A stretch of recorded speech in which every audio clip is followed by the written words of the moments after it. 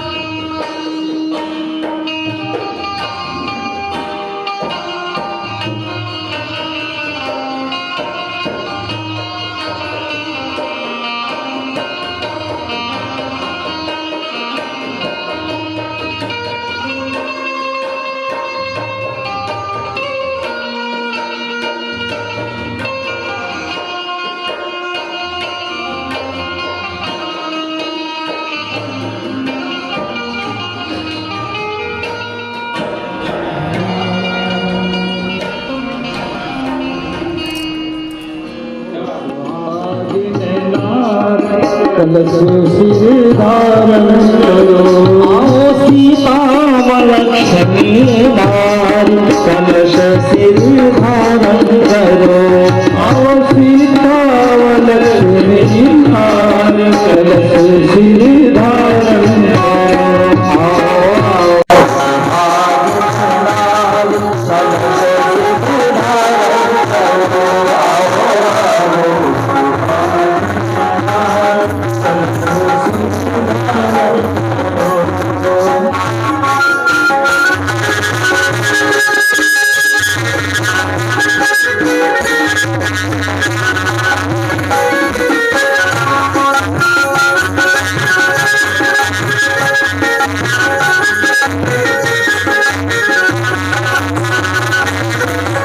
कलश कलश विष्णु जी से, कलश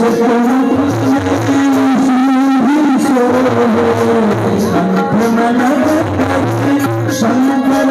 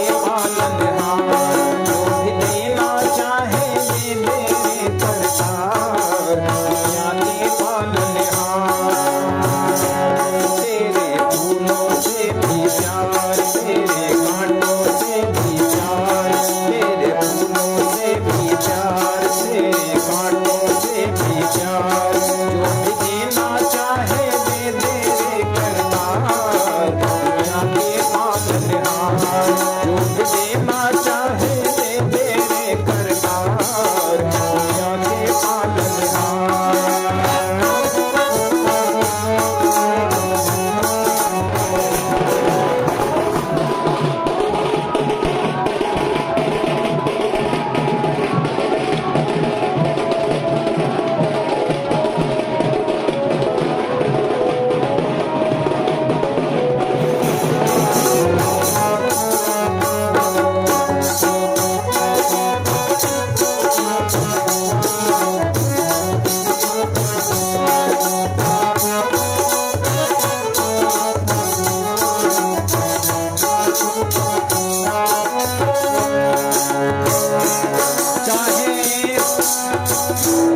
चाहे दुख दे या सुख, चाहे खुशी दे या गम, चाहे दुख दे या सुख, चाहे खुशी दे या गम, दाता जैसे भी रखेगा वैसे रह लेंगे हम। चाहे दुख दे या सुख, चाहे खुशी दे या गम, दाता जैसे मांगे बेटे तुम्हें बताने आए हैं, बेटे तुम्हें बनाने आए हैं, हम गायत्री मांगे बेटे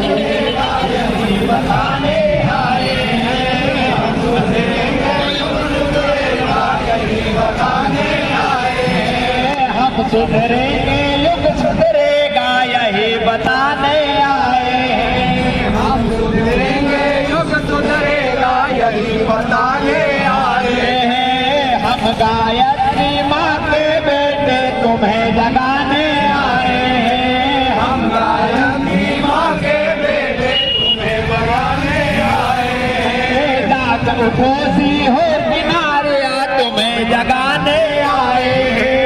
जाग उठो सीहोर के मैया तुम्हें जगाने आए हैं। जाग उठो सीहोर की माता तुम्हें जगाने आए हैं। जाग उठो सीहोर की माता तुम्हें जगाने आए हैं। जाग उठो सीहोर के भैया तुम्हें जगाने आए हैं। जाग उठो सीहोर के भैया तुम्हें जगाने आए हैं। जाग उठो सीवर के बासा तुम्हें जगाने आए। जाग उठो सीवर के बासा तुम्हें जगाने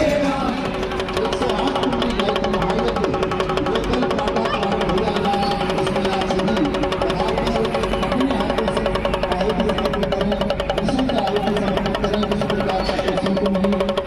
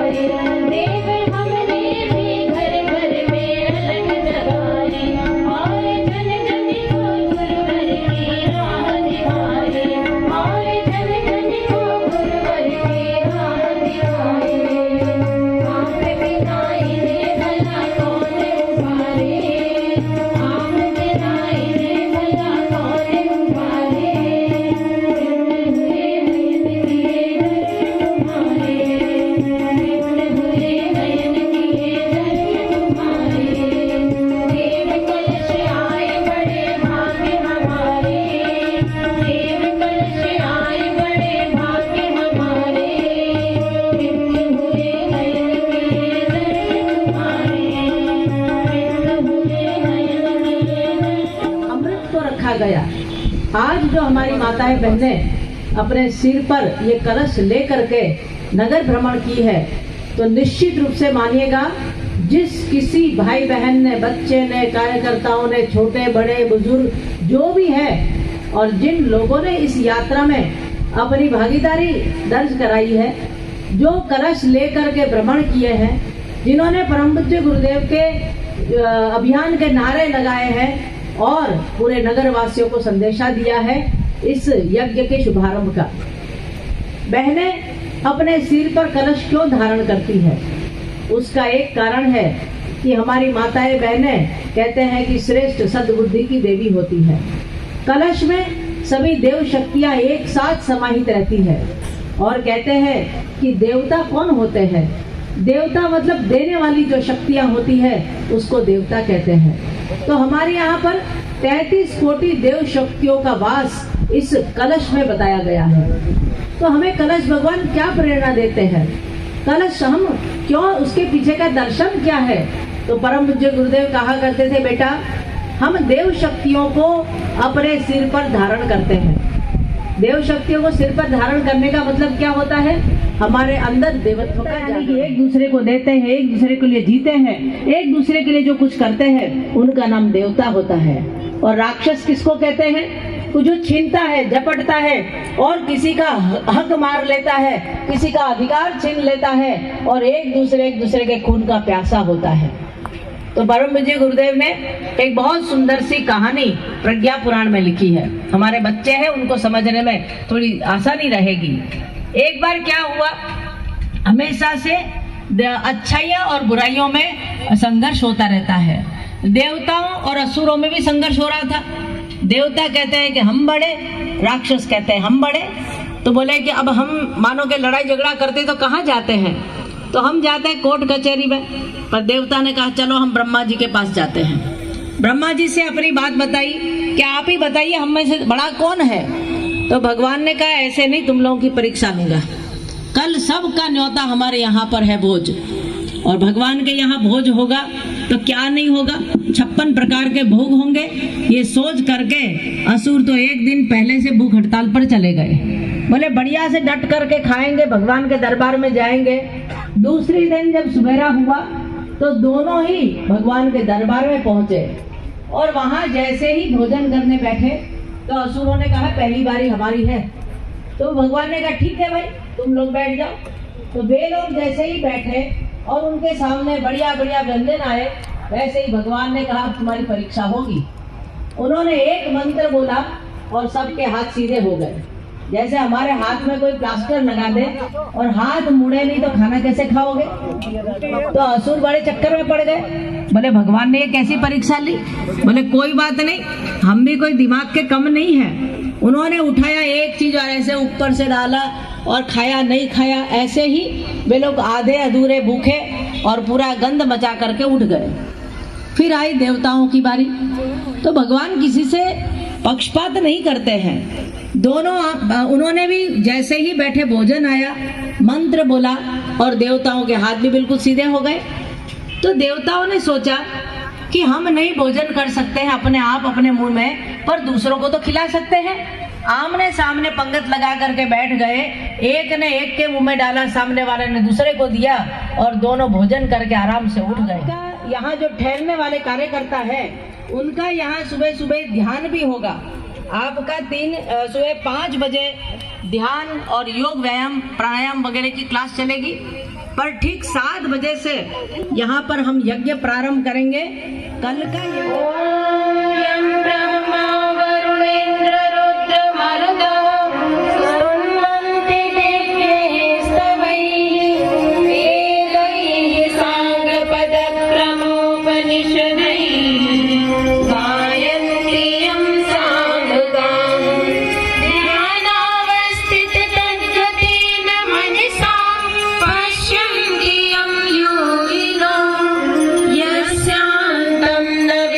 सुरासुर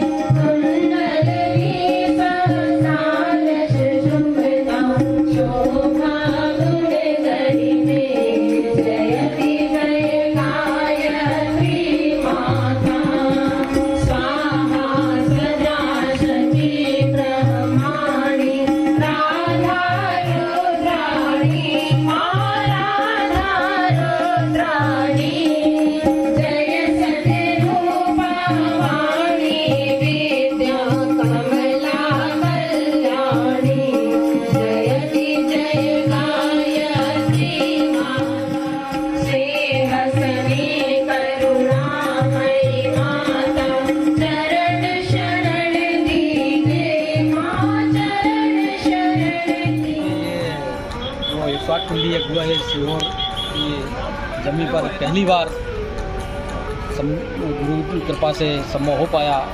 और कलश यात्रा में तो अद्भुत लोगों ने उसमें भागीदारी निभाई और कलश यात्रा एक खास गवाह बनेगी सीहोर के इस आयोजन में।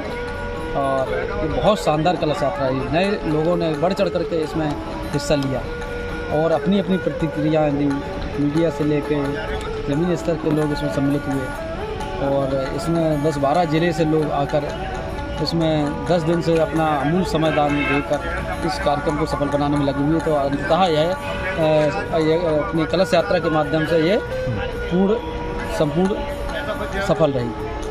कलश यात्रा के लिए हमने विशेष तौर पर घोड़े, बग्गी, रथ, झांकियाँ, जीवंत झांकियाँ, पुतलों के द्वारा चलित झांकियाँ, इस टाइप की सभी चीज़ मिलाकर जुलाकर व्यवस्था की गई। इसमें वृक्ष कांवड़ यात्रा भी थी जी, आदिवासियों का नृत्य भी था जी, उसके बाद सप्ताह की झांकियाँ थी जी, यज्ञ की झांकियाँ थी और विशेष तौर पर हमारी बाल कन्याओं से लेकर महिलाओं ने सभी ने विशेष सहयोग प्रदान किया इसका। विराट 108 कुंडी गायत्री महायज्ञ मध्य प्रदेश के मालवा क्षेत्र की सिद्धपुर नगरी, इसका वर्तमान नाम सीहोर है, वहाँ 108 कुंडी गायत्री महायज्ञ होने जा रहा है, जिसकी कलश यात्रा में युवाओं ने बढ़ चढ़ कर भाग लिया। सबसे बड़ी बात यह है, आजकल हम युवाओं को जोड़ नहीं पा रहे थे, लेकिन इस यज्ञ के माध्यम से अधिक युवा हमारे गायत्री परिवार से जुड़े हैं और झांकियों में, जीवंत झांकियों में बहुत अच्छा प्रदर्शन रहा है। इसमें हमारे युवाओं ने शिवाजी महाराज और विवेकानंद बनने के लिए काफ़ी लंबी लाइन लिस्टिंग की थी कि हमें मनाइए। कहीं ना कहीं इस यज्ञ का युवाओं के प्रति बहुत अच्छा रुझान रहेगा और युवा निकल कर भी आएंगे हमारे साथ। क्या जनपद के बाहर से भी परिजन और युवा शामिल हुए हैं इसमें? इसमें जनपद के बाहर मध्य प्रदेश से भी, उत्तर प्रदेश से, महाराष्ट्र से और गुजरात से, बहुत अन्य राज्यों से भी यहाँ परिजन पहुँचे हैं, जिसमें हमारे उत्तर प्रदेश से भी परिजन आए हैं। विशेषकर कलश यात्रा में एक बहुत अच्छा जो रहा था, नृत्य रहा था, आदिवासी भाई बहनों के द्वारा नृत्य किया गया, वो एक मनमोहक रहा, झांकी का बहुत अच्छा अंग रहा था। कलश यात्रा ये सीहोर के इतिहास में पहली कलश यात्रा है। 108 कुंडी गायत्री महायज्ञ पहली बार सीहोर में आयोजित हुआ है और इस कलश यात्रा में खास तौर से हमारे आदिवासी क्षेत्र से जो नन्हे मुन्ने कलाकार जो गायत्री परिवार से जुड़े हुए पीत वस्त्र पहनकर जिन्होंने नगर में जो शोभा यात्रा में साथ ये नृत्य के साथ चले हैं, वह एक अद्भुत रहा और कलश यात्रा का अद्भुत संगम रहा। साथ में हमारी माता बहनें, बच्चियाँ सब मिलकर 2100 कलश जो है अपने सिरों पे धारण करके 2100 कलश अपने सिर पे धारण करके नगर में भ्रमण करने निकली। नगर वासियों को भी एक अद्भुत रोमांचक जो है कलश यात्रा का दर्शन हुआ। इसमें 7 आंदोलनों की झांकियाँ बनी हुई थी, जिसमें नशा के ऊपर और पर्यावरण, स्वास्थ्य संरक्षण, व्यसन मुक्ति, कुरीति उन्मूलन, इन सारे विषयों की अलग अलग झांकियाँ से कलश यात्रा में सम्मिलित रही और विशेष नगर के प्रमुख मार्गों से निकलती हुई यात्रा निकली। बड़ी ही अद्भुत यात्रा रही। जिन लोगों को आप लेके आएंगे इस पुनीत कार्य के लिए, तो उनके जो पुण्य है उसका कुछ अंश आपको भी मिलेगा, तो इस कार्य को आप अवश्य करें। सा